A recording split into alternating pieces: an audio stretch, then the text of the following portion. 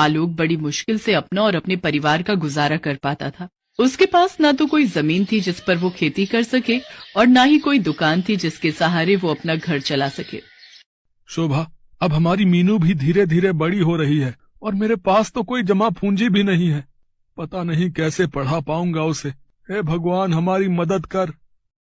गांव में अगर किसी के घर की या खेत की साफ सफाई करनी होती थी तो वो आलोक कर दिया करता था, जिससे उसकी थोड़ी कमाई हो जाती थी।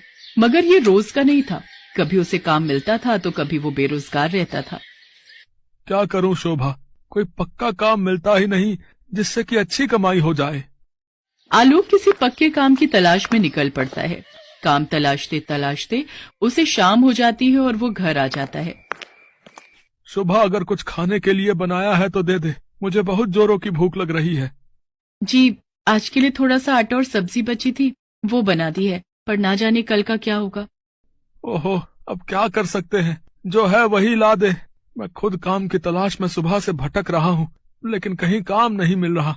मैं तो परेशान हो चुका हूँ। जी, आप दुखी मत होइए, भगवान ने चाहा तो जल्दी ही हमारे अच्छे दिन आएंगे। आज तो ये रोटी सब्जी नसीब हो गई, लेकिन पता नहीं कल ये भी मिल पाएगी या नहीं।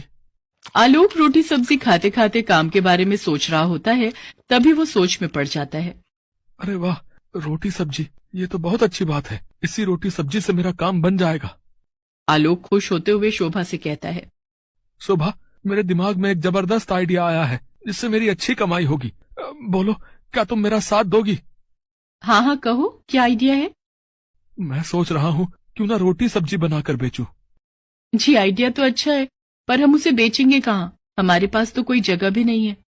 हाँ, ये तो मैंने सोचा ही नहीं। खैर, अब कुछ और काम ढूंढता हूँ। अगले दिन आलोक काम की तलाश में निकल जाता है, लेकिन सारा दिन भटकने के बाद भी उसे कोई काम नहीं मिलता और वो निराश होकर एक पेड़ के नीचे आकर बैठ जाता है। तभी एक आदमी उसके पास आता है और उससे कहता है। नमस्कार भाई साहब, मेरा नाम राजीव है और मैं इस गांव में नया आया हूँ। क्या आप भी इस गांव में रहते हैं? जी जी, मैं भी इसी गांव में रहता हूँ और यहीं पास में ही मेरा घर है। अगर आप बुरा ना मानो तो मैं एक बात पूछूं? जी कहिए। आप कुछ परेशान दिख रहे हैं, क्या बात है? जी, दरअसल मैं काम की तलाश में हूँ, लेकिन कहीं बात नहीं बन रही। सोचा था कुछ बनाकर बेचूंगा, लेकिन उसके लिए जगह नहीं है मेरे पास। जगह नहीं है मतलब मेरा घर बहुत ही छोटा है और मेरे पास इतने पैसे नहीं है कि मैं नई जगह खरीद सकूं। ओहो, तो ये बात है। वैसे मैं आपकी मदद कर सकता हूँ। मेरे पास इस गांव में बहुत सारी जमीन है। अगर आप चाहें तो उस जगह का इस्तेमाल कर सकते हैं। क्या सच में? और जब आपकी कमाई अच्छी होने लगे तो उसमें